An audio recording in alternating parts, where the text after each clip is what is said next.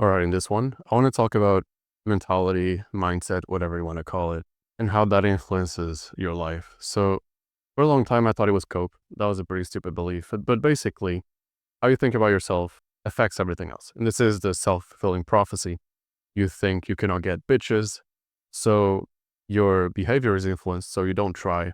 Then, because you don't try, you don't get any bitches. And then, you not getting bitches reinforces your belief that you're not the type of guy that can get bitches.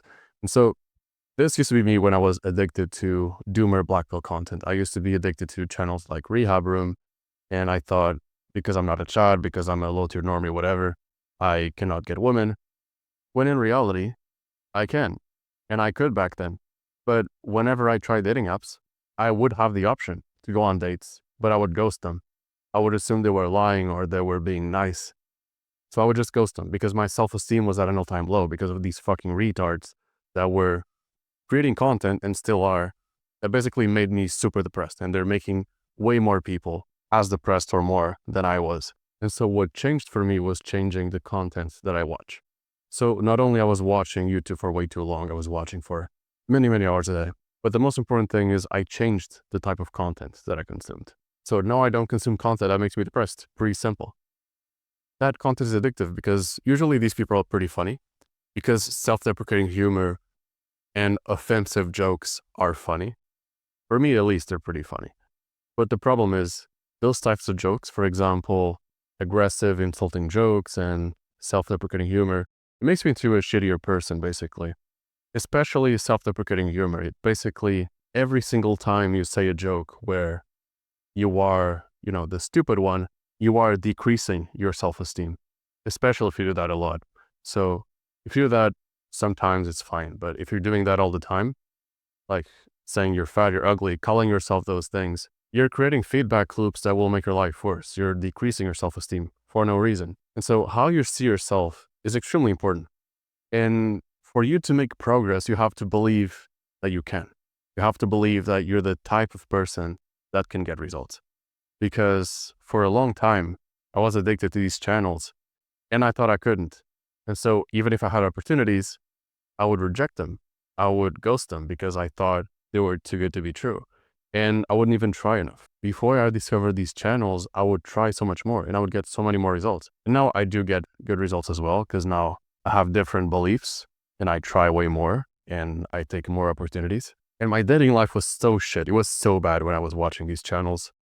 It was the worst dating life ever, worst mental health, and reducing my time on screens and changing the content that I watch completely changed my life. I was super depressed and anxious and even suicidal, and I completely changed my life by changing the content that I watch. So the message that I have is, if you're consuming content that makes your life worse, that makes you into a shittier person, makes you more hostile, makes you more depressed, more anxious, more suicidal, just because you feel seen or heard by that person, or just because you think that person is funny, you are ruining your life. And the vast majority of people, you probably included, can get results and can improve their looks and can have a dating life. And I'm not saying, oh, just get 10 surgeries for 100K and you're going to get a dating life. No, a lot of people, most people can get a dating life even without surgeries.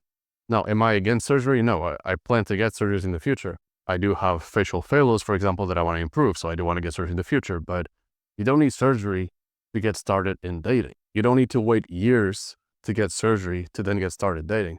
The vast majority of guys can get started without surgery.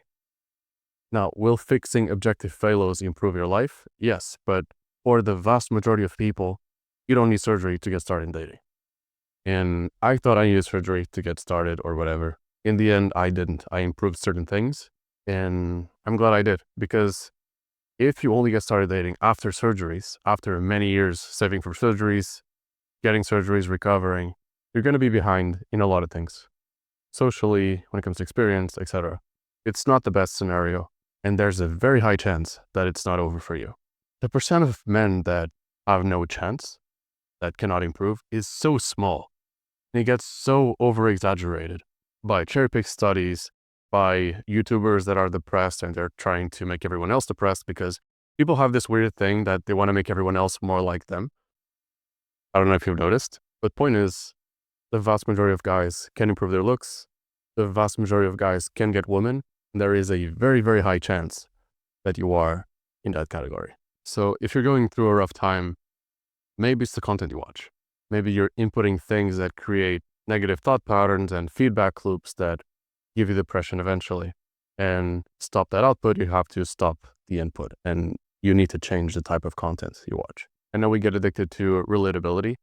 If you relate to someone, even if it's negative, you just like them more, you get more addicted. But if you're addicted to negative relatability, that's going to make your life worse eventually, especially if you're watching it daily and you get addicted to it. So that's pretty much it for this video. Pretty short one. I just wanted to talk about mindset and mentality and how I thought it was cope, but it's actually the step 0 if you actually want to change. You need to believe you're that person that can change, which in my opinion, it's the vast majority of guys, and you're probably one of them.